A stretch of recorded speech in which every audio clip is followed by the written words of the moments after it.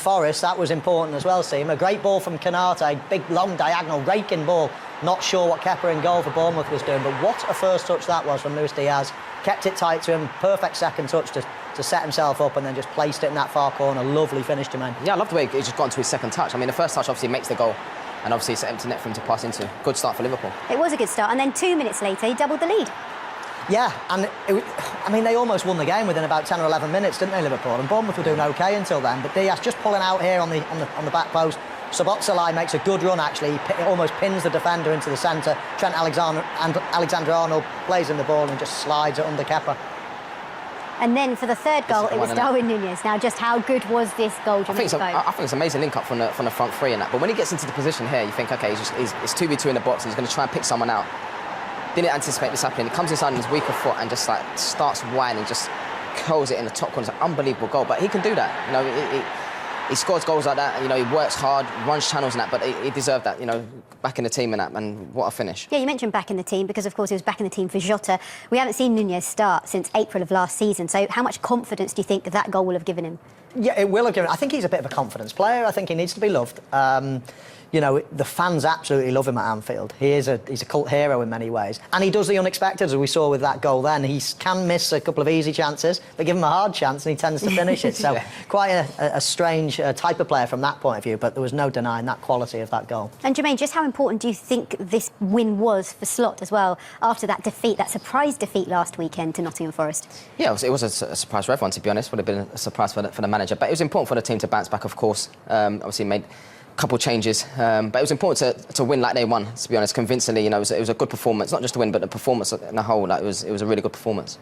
Well, let's go around the ground, shall we? And another team, I must say, that had a great outing in Europe midweek was Aston Villa.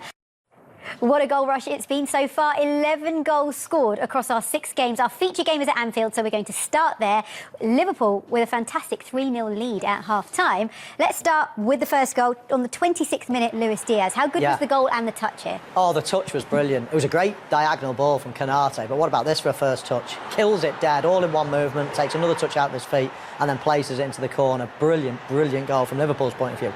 From Bournemouth's point of view, I'm not quite sure what Kepa was doing all the way out there. He almost made Diaz's mind up for him, but what a touch that is, Jermaine. Yeah, and see how quick he gets onto his second touch there, and obviously Kepa, I don't know, he's in no man's land, but yeah, good finish, good start for Liverpool. And it wasn't long before they doubled their lead, only 2 minutes later. Yeah, but it's a great touch by Trent there, but just a link up in that, and you see when he's at the back post here, and the first touch, it's a good first touch, he just gets onto it really quick and just pass it underneath the goalkeeper. But they look really bright on the counter-attack, Liverpool, you know, really efficient, and you know, it's a great little finish there. But good work by Trent, great first touch. Yeah, nice goal.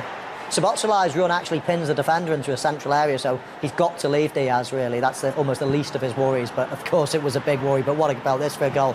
He starts the move in many ways with a little flick onto Mo Salah, and does this just sum Darwin Núñez up? You know, he can miss a chance from 2 yards and then he can just do something absolutely sublime like that. What a finish. I was thinking he's not going to shoot from there, surely. I thought he was going to obviously try to press him, but I mean, it's an unbelievable finish. Starts wide and, you know, on his weaker foot. What a confidence boost. He's gone 14 without a goal. It's his first start since last April. This is exactly what he needed.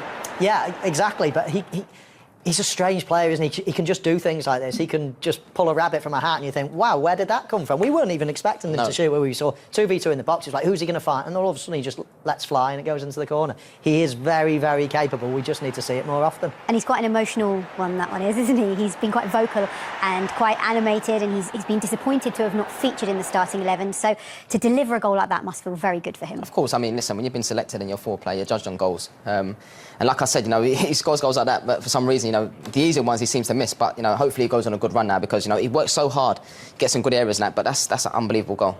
Okay, moving on, we're going to head around the grounds and we're going to start